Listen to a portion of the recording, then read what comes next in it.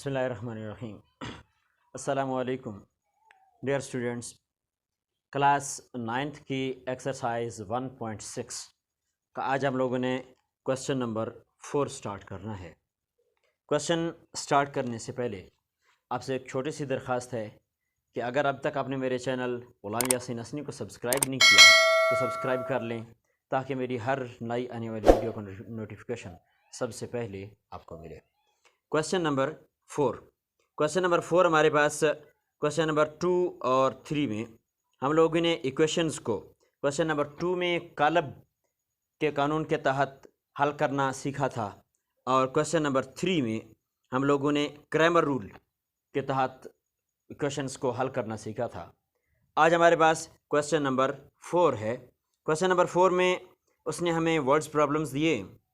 वो कहता है 2 कुर्सियों और 3 मेज़ों की कीमत 920 रुपये है और 5 कुर्सियों और 4 मेज़ों की कीमत 1600 रुपये है। कुर्सी और मेज़ की कीमत मालूम करें। यानी इस तरह के क्वेश्चन जब आपके पास आ जाएं वर्ड्स प्रॉब्लम, इसमें उसने शर्त नहीं लगाई कि आपने इसे क्रैमर रूल के तहत हल करना है या कालब के कानून के तहत हल करना है, अपने बज़रिया कालब हल करना है। तो इसमें आप लोगों की अपनी मर्ज़ी है, आपको जो भी आसान लगे उस तरीके से आप इसे हल कर सकते हो। इसमें उसने आपको कहा कि अगर 2 कुर्सियां और 3 मेज़ें, इनकी कीमत जो है 920 रुपये हो और 5 कुर्सियों और 4 मेज़ों की कीमत 1600 रुपये हो, तो मालूम करो कि एक कुर्सी कितने रुपए पे आ रही है और एक मेज़ जो है उसकी कीमत क्या बनेगी। तो स्टार्ट करते हैं। हमारे पास क्या है, अब फ़र्ज़ कर लेते हैं कि चेयर जो है कुर्सी चेयर आपके पास, हम इसे फ़र्ज़ करते हैं x के बराबर।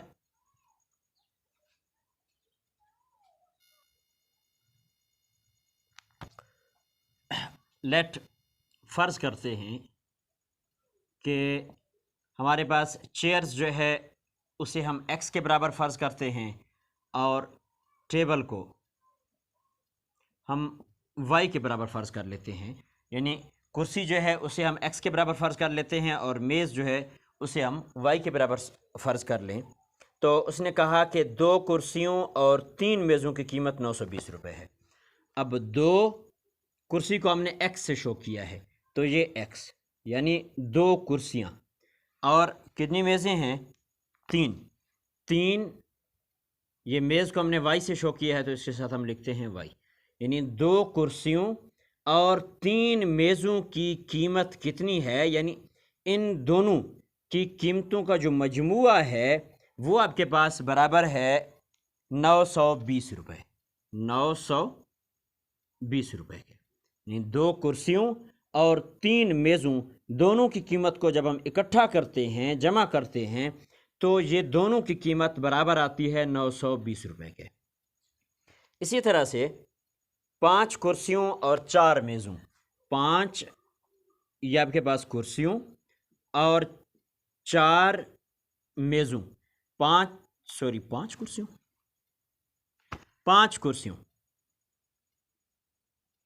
5 कुर्सियों और 4 मेज़ों की कीमत जो है ये कितने? 1600 रुपये है।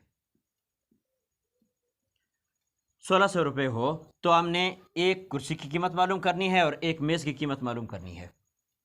तो डियर स्टूडेंट्स, सबसे पहले हम लोग इसे कॉलम की शक्ल देते हैं। यानी इसके जो कोएफ़िशिएंट हैं उन्हें हम लिखते हैं x से पहले, वेरिएबल जो हैं y, x, इनसे पहले जो गिनती लिखी हुई है इसे हम लिख लेते हैं 2, 3, 5 और 4।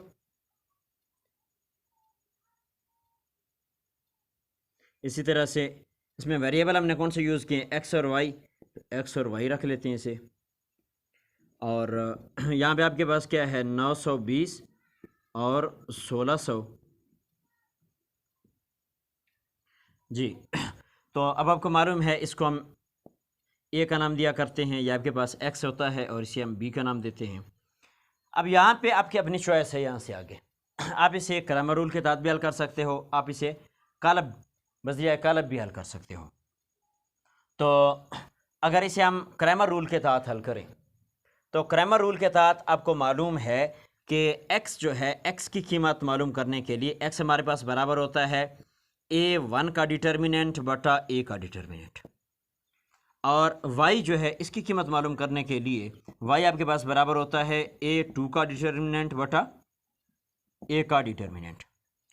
अब बात ये है कि a का डिटर्मिनेंट बटे में जो है ये a तो हमारे पास मौजूद है, इसका हम डिटर्मिनेंट मालूम करेंगे, इसका मकता हम मालूम कर लेंगे। हमारे पास a1 और a2 नहीं है मौजूद, तो सबसे पहले हम a1 और a2 मालूम करेंगे, उसके बाद हम a का डिटर्मिनेंट और ये a1 और a2 का डिटर्मिनेंट मालूम करेंगे, तो तभी हम x और y की कीमतें मालूम कर सकते हैं ना। तो देख लें पहले a1, अब a1 और a2 इकट्ठे हम मालूम कर लेते हैं। ये यहाँ पे आपके पास आएगा a2। डियर स्टूडेंट्स, याद रखिए ये जो बी कॉलम है आपके पास, a1 में इसे आपने कॉलम नंबर 1 में रखना है, कॉलम नंबर 1 में, और a2 में इसे आपने कॉलम नंबर 2 पे रखना है। 1 में कॉलम नंबर 1 और a2 में कॉलम नंबर 2 पे आपने इसे रखना है। 920 और 1600। अब देखें a1 में आपका कॉलम नंबर 2 रह गया, तो ये जो a है इसका कॉलम नंबर 2 नहीं है, तो a का कॉलम नंबर 2 उठा के यहां पे लिख दें, और a2 का कॉलम नंबर 1 नहीं है, तो इसी का कॉलम नंबर 1 जो है उठा के यहां पे लिख दें, 2 और 5 जी। तो अब हमारे पास a1 और a2 आ गए, तो अब हम क्या करेंगे, इन तमाम के डिटर्मिनेंट मालूम करेंगे, यानी a का डिटर्मिनेंट मालूम करेंगे, a1 का मालूम करेंगे, a2 का मालूम करेंगे, और उसके बाद फिर इनको इनके फार्मूले में पुट करेंगे। तो हमारे पास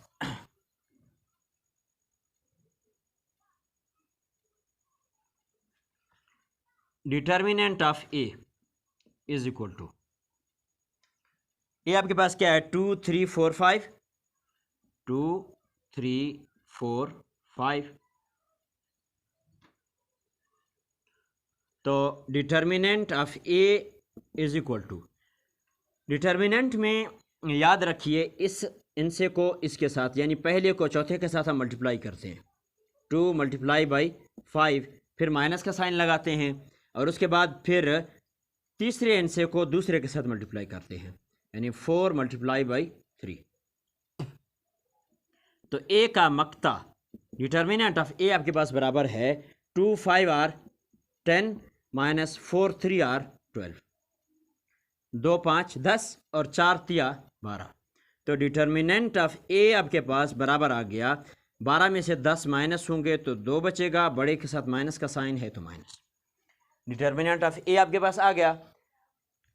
डियर स्टूडेंट्स, याद रखिए इससे पहले भी हम इसका जिक्र कर चुके हैं, अगर ए का डिटर्मिनेंट आपके पास सिंगुलर आ जाए यानी 0 आ जाए, तो फिर हम यहाँ पे सवाल रोक देते हैं, क्योंकि इसका सोल्यूशन जो है इम्पॉसिबल होता है, हल मुमकिन नहीं होता। अब ये नॉन सिंगुलर आया है, तो इसका मतलब है इसका सोल्यूशन जो पॉसिबल है।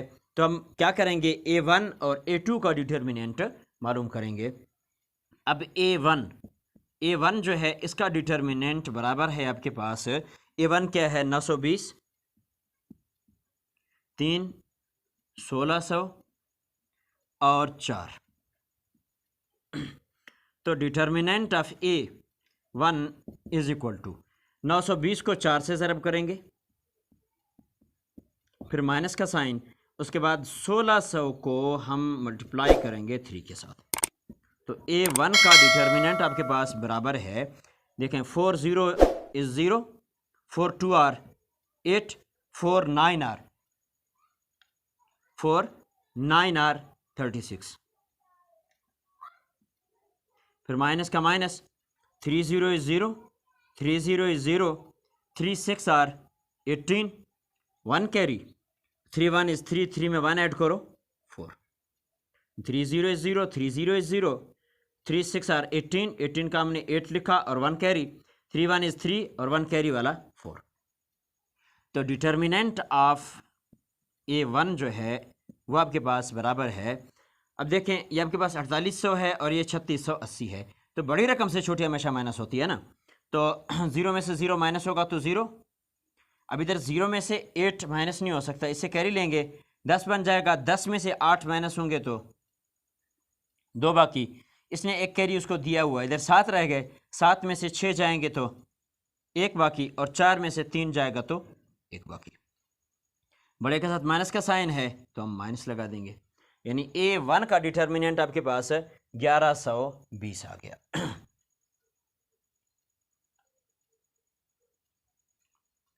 0 में से 0 माइनस होगा 0, और इधर 0 में से 8 माइनस नहीं हो सकता, कैरी लेंगे 10। 10 में से 8 माइनस होगा तो 2। इधर 7 रह गया, 7 में से 6 माइनस होंगे तो 1 रह जाएगा। इसी तरह 4 में से 3 माइनस होंगे तो 1 रह जाएगा। बड़े के साथ माइनस का साइन है तो माइनस आ जाएगा। अब हमारे पास रह गया A2 का डिटर्मिनेंट, तो A2 का डिटर्मिनेंट हम मालूम कर लेते हैं।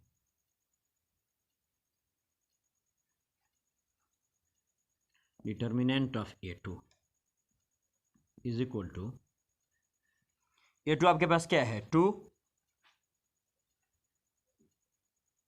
920, 5 और 1600। तो A2 का डिटर्मिनेंट जो है ये आपके पास बराबर है, इसको इसके साथ मल्टीप्लाई करेंगे, यानी 2 multiply by 1600 1600 minus 5 multiply by 920। तो A2 का डिटर्मिनेंट आपके पास बराबर है, 1600 को 2 से ज़रब करेंगे तो 3200, माइनस 5 0 0, 5 दूनी 10, 0 1 हासिल, और 5 9 45, 45 और 1 46, 5 9 और 45, 45 में 1 ऐड करेंगे तो हमारे पास 46 आ जाएगा। तो अब A2 का डिटर्मिनेंट बराबर आ गया जी, 4600 में से आपने इसको निकालना है 3200 को। 0 में से 0 जाएगा 0, 0 में से 0 जाएगा तो 0, 6 में से 2 जाएंगे तो 4 बाकी, इसी तरह 4 में से 3 जाएंगे तो 1 बाकी, यानी 1400, और बड़े के साथ माइनस का साइन है तो माइनस आ जाएगा। जी डियर स्टूडेंट्स, अब आपके पास A का डिटर्मिनेंट आ गया, A1 का डिटर्मिनेंट भी आ गया, और A2 का डिटर्मिनेंट भी आ गया। तो अब इसका मतलब है कि हम x और y की वैल्यूज़ मालूम कर सकते हैं। तो x आपके पास बराबर है A1 का डिटर्मिनेंट ओवर A का डिटर्मिनेंट, और इसी तरह y आपके पास बराबर है A2 का डिटर्मिनेंट ओवर A का डिटर्मिनेंट। तो x आपके पास बराबर है जी A1 का डिटर्मिनेंट, A1 का डिटर्मिनेंट आपके पास बराबर है -1120, -1120 बटा A का डिटर्मिनेंट क्या है, A का डिटर्मिनेंट आपके पास -2, तो ये आपके पास -2। इसी तरह y आपके पास बराबर है A2 का डिटर्मिनेंट -1400, तो A2 का डिटर्मिनेंट आपके पास -1400 ओवर A का डिटर्मिनेंट आपके पास -2 है, तो ये आपके पास -2। अब देखें, माइनस माइनस से कैंसिल हो जाएगा, आपके पास रह गया 1120 बटा 2, तो 2 1 is 2, 2 5 are 10, 1 रह गया 12, 2 6 are 12 और 0 का 0, तो x आपके पास बराबर है 560।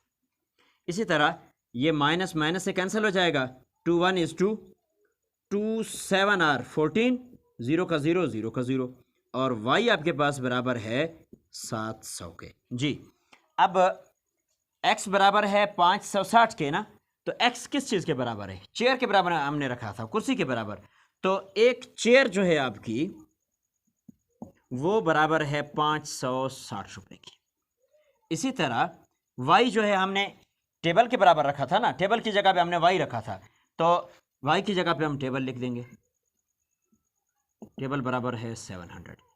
इट मीन कि अगर एक कुर्सी 560 रुपये की और एक मेज़ जो है 700 रुपये की हो,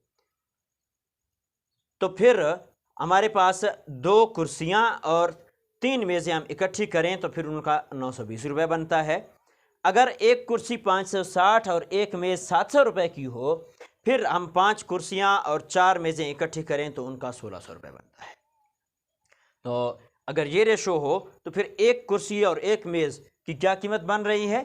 560 की एक कुर्सी और 700 रुपये में एक मेज़ हमारे पास आ रही है। ये हमारा आंसर है final. Thanks for watching my video. और हाँ डियर स्टूडेंट्स, अगर आपने अब तक मेरे चैनल गुलाम यासीन हसीन को सब्सक्राइब नहीं किया तो सब्सक्राइब कर लें, ताकि मेरी हर नई आने वाली वीडियो का नोटिफिकेशन सबसे पहले आपको मिले।